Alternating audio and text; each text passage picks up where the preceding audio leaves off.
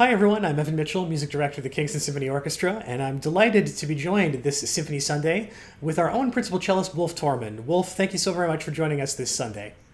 Thank you, Evan, for having me. I'm very happy to talk about music with you.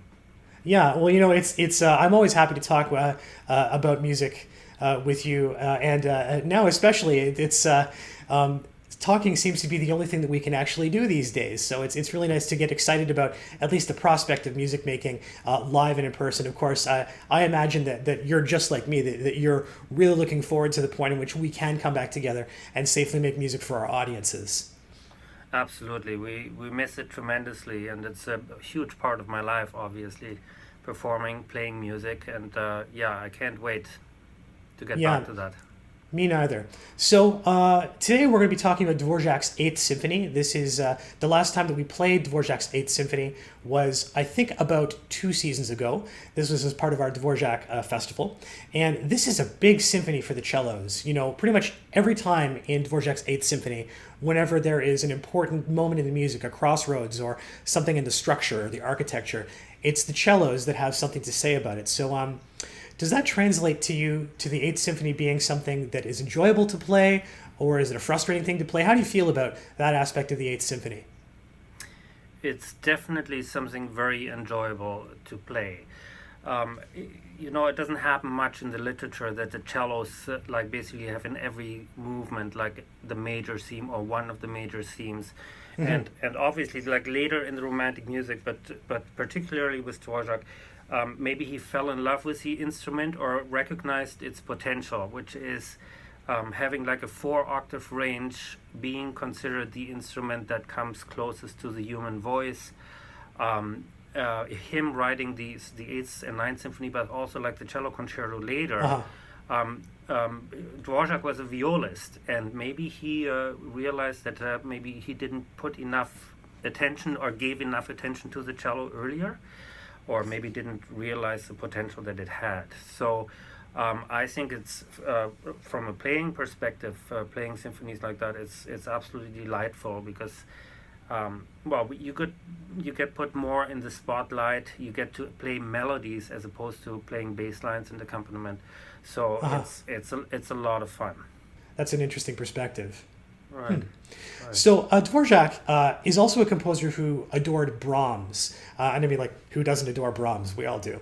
But he often used some of Brahms' symphonies as a model for his own symphonic ventures.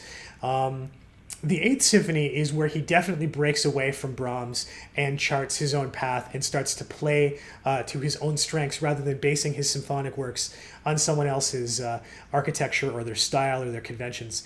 And the big thing about that comes to the forefront, and it was something that was present in, the Sixth Symphony, the Seventh Symphony, but really came into its own in the Eighth Symphony, is that, as I've said beforehand, Dvorak is an incredible writer of melody. It's like melodies just pour out of him. And as a result, they pour out of the symphony at every turn, which is pretty unique. So, with the late Dvorak symphonies, where he finds his own singular voice, and he's also giving that material to the cellos to be expressive in a melodic sense rather than in that bassline sense, do you find that to be especially challenging? Yes, it's challenging just from a point of view that we are not as cellists. Again, we are not used to getting that much attention, and it puts, of course, it puts more pressure on like when you are in the spotlight and to do justice Yeah. to the beautiful melodies. So it makes it absolutely more challenging. You have to be at the top of your game when you play those symphonies. Yeah. Well, I mean, and on top of that, it's such incredible music that you really want to do it justice. Exactly. Yes, and Yeah. that's the challenge. Like I mean, like the melodies are great, but again, like it's they're difficult. Absolutely, they're very difficult. So let's take a second actually to talk about Dvorak's cello concerto. His greatest contribution to the cello repertoire, in my opinion.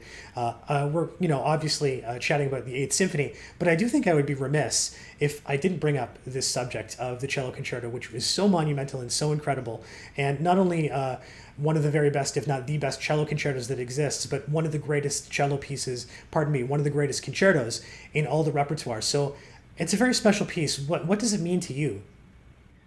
Well, it's in a way the Dvorak concerto is like climbing Mount Everest. If you can play it, it's a huge accomplishment because it's like again like it's physically very demanding, more Uh-huh. demanding than any of the other concertos. Like it's very like you have to play like with all of your strengths pretty much all of the time. Hmm. And it provides technical difficulties that you do not have to learn in any other concerto. So like if you like it basically it expands you as a player, and it if you manage to live up to the challenges, like you are a different cellist afterwards. That's amazing.